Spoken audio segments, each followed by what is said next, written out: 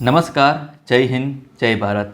મિત્રો, આજના વિડીયોમાં આપણે પ્રધાનમંત્રી શ્રમયોગી માનધન યોજના 2023-24 વિશે ચર્ચા કરવાના છે. મિત્રો, આમાં તમારે ક્યાં ક્યાં ડોક્યુમેન્ટની જરૂર પડશે, આનો લાભ કોને મળશે અને તમે કઈ રીતે લાભ લઈ શકશો, તમને કેટલી સહાય મળશે, તેમજ તમે કઈ રીતે ઓનલાઈન ફોર્મ ભરી શકશો વગેરે જેવી બાબત આપણે આ વિડીયોમાં જોવાના છે. મિત્રો, તો તમે અંત સુધી બની રહેજો મારા વિડીયોમાં. તો મિત્રો, ચાલો આપણે શરૂ કરીએ છીએ આપણો વિડીયો. મિત્રો, પ્રધાનમંત્રી શ્રમયોગી માનધન યોજના 2023-24 અસંગઠિત ક્ષેત્રના કામદારોને ઘણી આર્થિક મુશ્કેલીઓનો સામનો કરવો પડે છે.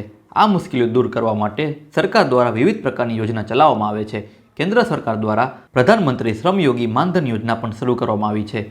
પીએમ શ્રમયોગી સહાય યોજના તે બધા અસંગઠિત ક્ષેત્રના કામદારોને પેન્શન આપવામાં આવશે કે જેમની માસિક આવક 15,000 અથવા તો તેનાથી ઓછી છે. આ યોજના શરૂ કરવાની જાહેરાત કેન્દ્રીય મંત્રી પિયુષ ગોયલે 1 ફેબ્રુઆરી 2019ના રોજ કરી હતી. પીએમ શ્રમયોગી માનધન યોજનાનો લાભ અસંગઠિત ક્ષેત્રના કામદારો જેમ કે ડ્રાઈવર, રિક્ષા ચાલક, મોચી, દરજી, મજૂરો, ઘરકામ કરનાર, ભઠ્ઠીમાં કામદારો વગેરે મેળવી શકે છે. જો તમે પણ આ યોજનાનો લાભ મેળવવા માંગતા હોય તો તમે નીચે મુજબ આપણે અરજી કરી શકશો. મિત્રો, હવે મિત્રો આપણે જોઈએ આગળની વસ્તુ. મિત્રો, પ્રધાનમંત્રી શ્રમયોગી માનધન યોજના 15 ફેબ્રુઆરી 2019ના રોજ લાગુ કરવામાં આવી હતી. આ યોજના હેઠળ 60 વર્ષની ઉંમર પછી લાભાર્થીને દર મહિને 3,000 રૂપિયાનું પેન્શન રકમ આપવામાં આવશે. પ્રધાનમંત્રી શ્રમયોગી માનધન યોજના હેઠળ અરજી કરનાર લાભાર્થીઓની ઉંમર 18થી 40 વર્ષની વચ્ચે હોવી જોઈએ. આ ઉપરાંત સરકારી કર્મચારી, કર્મચારી ભવિષ્ય નિધિ, રાષ્ટ્રીય પેન્શન યોજના અને રાજ્ય કર્મચારી વીમા નિગમના સભ્યો આ યોજનાનો લાભ લઈ શકતા નથી. આ યોજનામાં જોડનાર શ્રમયોગી આવકવેરો ભરનાર ન હોવો જોઈએ. એટલે કે મિત્રો, જે લોકો અસંગઠિત ક્ષેત્રો સાથે સંકળાયેલા છે તેવા લોકોને 3,000 રૂપિયાનું મહિને તમને પેન્શન મળવાપાત્ર રહેશે. આ ઉપરાંત જે લોકો સરકારી કર્મચારી છે અથવા તો જે લોકો ટેક્સ ભરે છે તે લોકોને આ યોજનાનો લાભ મળશે નહીં. મિત્રો, હવે મિત્રો આ યોજનાનો મુખ્ય હેતુ શું છે? તો મેં તમને જે રીતે કીધું એમ કે અસંગઠિત ક્ષેત્રના કામદારો કે જેમને 60 વર્ષની ઉંમર થયા બાદ તેમને 3,000 રૂપિયાનું પેન્શન મળશે. મિત્રો, અને એક આપણે આર્થિક સહાય પૂરી પાડવાનો સરકારનો એક યોજના છે જેના દ્વારા મળતી રકમ દ્વારા લાભાર્થી પોતાનું વૃદ્ધાવસ્થામાં પણ પોતાનું જીવન વ્યવસ્થિત જીવી શકે છે. મિત્રો, હવે મિત્રો આપણે આગળ વાત કરીએ છીએ યોજનાના લાભો. તો મિત્રો, આ યોજનાનો લાભો દેશના અસંગઠિત ક્ષેત્રના શ્રમિકો જેવા કે ડ્રાઈવર, રિક્ષા ચાલક, મોચી, દરજી, મજૂરો, ઘરના નોકર, ઈંટના ભઠ્ઠામાં કામદારો વગેરેને આપવામાં આવશે. આ યોજના હેઠળ પાત્રતા ધરાવતા લાભાર્થીઓને 60 વર્ષની ઉંમર પછી દર મહિને 3,000 પેન્શન આપવામાં આવશે. તેમજ તમે પીએમ શ્રમયોગી માનધન યોજનામાં જેટલું યોગદાન આપો છો તેટલું સરકાર પણ તમારા ખાતામાં એટલી જ રકમ જમા કરશે. મિત્રો, તમારા મૃત્યુ પછી પણ તમારી પત્નીને જીવનભર 1,500 રૂપિયા એટલે કે અડધું પેન્શન મળવાપાત્ર રહેશે. મિત્રો, આ યોજના હેઠળ સરકાર દ્વારા આપવામાં આવેલી 3,000ની રકમ ઓટો ડેબિટની સુવિધા દ્વારા લાભાર્થીના બચત ખાતામાં જમા થશે અથવા તો જનધન ખાતામાં સીધી ટ્રાન્સફર કરવામાં આવશે. મિત્રો, હવે મિત્રો વાત કરીએ લાભાર્થીના મૃત્યુ અથવા તો અપંગતા પર પરિવારને થતો લાભ.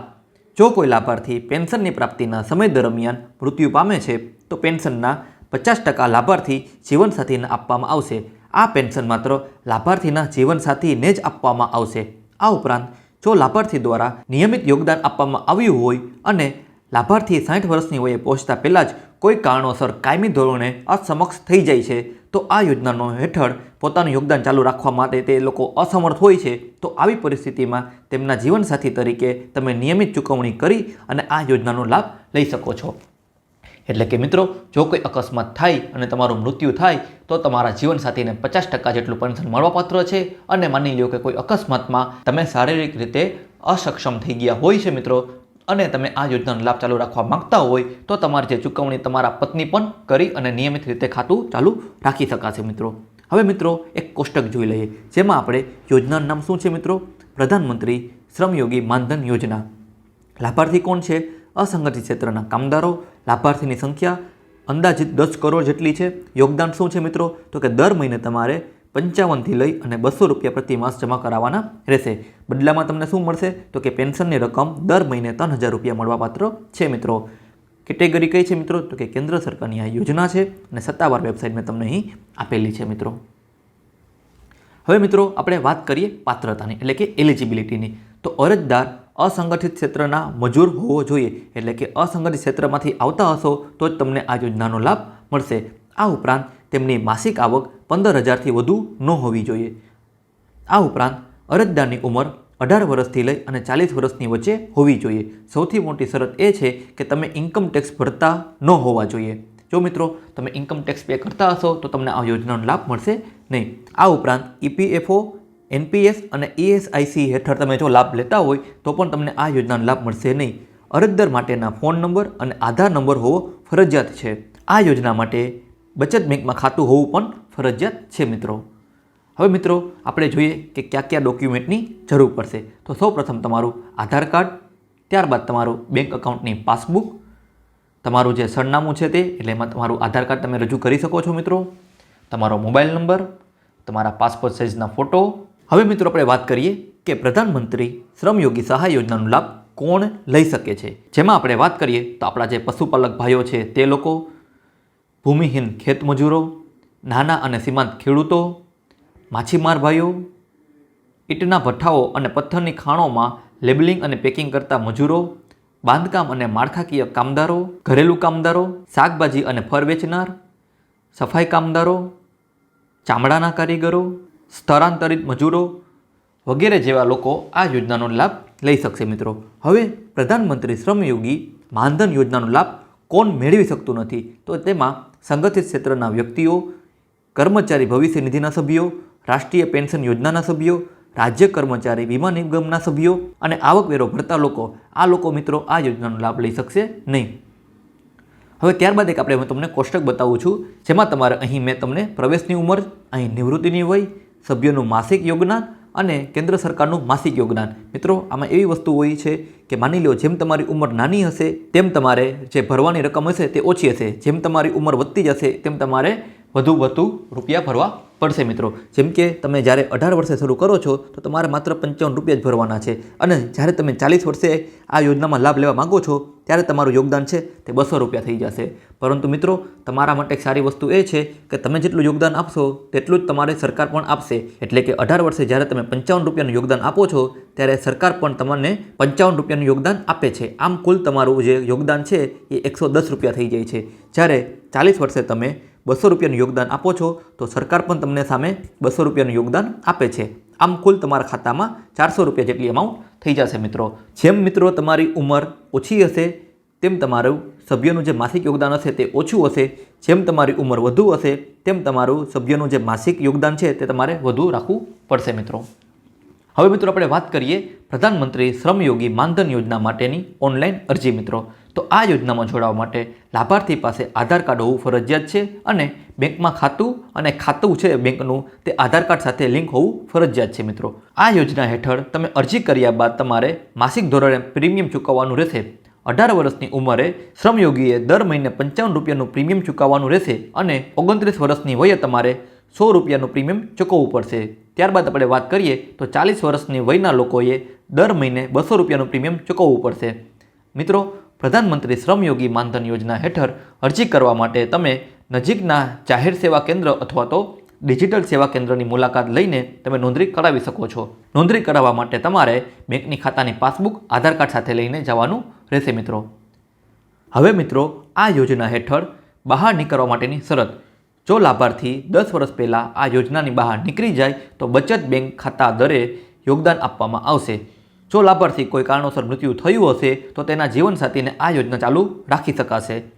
જો લાભાર્થી 10 વર્ષ કે તેથી વધુ સમયગાળા પરંતુ 60 વર્ષની વય પહેલાં બહાર નીકળી જાય છે તો લાભાર્થીને યોગદાન અથવા તો બચત બેંક દરમાંથી જે વધારે હોય તેના વ્યાજ તરીકે તેને યોગદાન ચૂકવવામાં આવશે મિત્રો. આ સિવાય અન્ય એક્ઝિટ જોગવાઈઓ પણ છે જેમાં તમને NSSBની સલાહ પર જારી કરવામાં આવી શકે છે મિત્રો. ત્યારબાદ આપણે વાત કરીએ કે આ યોજના પર બંધ કરતી વખતે આપવામાં આવતા લાભો. જો મિત્રો તમે આ યોજના અંતર્ગત 10 વર્ષથી ઓછા સમયની અંદર આ યોજનામાં પાછી ખેંચી લ્યો છો તો યોગદાનનો હિસ્સો તેના પર ચૂકવવાપાત્ર વ્યાજ પર તમને બચત બેંકના જે દર સાથે હોય તે મુજબ તમને પરત કરવામાં આવશે. જો લાભાર્થીના ખરીદીના 10 વર્ષનો સમયગાળો પૂરો કર્યો હશે પરંતુ 60 વર્ષની ઉંમર પહેલાં યોજના પાછી ખેંચી લે છે તો યોગદાનનો ભાગ તેના સંચિત વ્યાજ સાથે પરત કરવામાં આવશે. જો લાભાર્થીએ નિયમિત યોગદાન આપ્યું હોય અને કોઈ કારણોસર મૃત્યુ થયું હોય તો તેના અથવા તો તેણીના જીવનસાથી નિયમિત યોગદાન ચૂકવી અને આ યોજના ચાલુ રાખી શકાશે. ત્યારબાદ આપણે વાત કરીએ તો પતિ અને પત્નીના મૃત્યુ પછી ફંડ પાછું જમા કરાવવામાં આવશે મિત્રો. ત્યારબાદ આપણે વાત કરીએ કે યોજનાના મુખ્ય તથ્યો. આ યોજનાના સફળ અમલીકરણ માટે ભારતીય જીવન વીમા નિગમના નોડલ એજન્સી તરીકે કાર્ય કરે છે. લાભાર્થી દ્વારા LIC ઓફિસમાં માસિક પ્રીમિયમ પણ જમા કરાવવામાં આવશે અને યોજના પૂર્ણ થવા પર LIC દ્વારા જ લાભાર્થીને માસિક પેન્શન આપવામાં આવશે. આ માસિક પેન્શન સીધા તમારા બેંકમાં ટ્રાન્સફર કરવામાં આવશે. ત્યારબાદ આપણે વાત કરીએ તો આ યોજના વિશે વધુ માહિતી મેળવવા માગતા હોય તો તમે કોઈ પણ નજીકના LIC ઓફિસનો સંપર્ક પણ કરી શકો છો અથવા તો નીચે આપેલી આપણી જે વેબસાઇટ છે તે વેબસાઇટની પણ મુલાકાત તમે લઈ શકો છો. હવે મિત્રો આપણે જોઈએ કે આપણે ઓનલાઈન અરજી કેવી રીતે કરવી. મિત્રો તમારે ઓનલાઈન અરજી કરવા માગો છો તો મેં તમને જેટલા દસ્તાવેજ કીધા જેવા કે Aadhaar card, bank passbook, mobile number વગેરે તમારે નજીકના જનસેવા કેન્દ્ર પર જવાનું રહેશે, જ્યાં તમારે CSC અધિકારીને સબમિટ કરાવવાના રહેશે. CSC એજન્ટ તમારું પૂરું ફોર્મ ભરશે અને તેની પ્રિન્ટ આઉટ કરી અને તમને આપશે. આ એપ્લિકેશન ફોર્મની પ્રિન્ટ આઉટ લ્યો અને ભવિષ્યના સંદર્ભ માટે તેને સુરક્ષિત રાખો. તેમજ આ અરજી PMSYM સ્કીમમાં કરવામાં આવશે મિત્રો.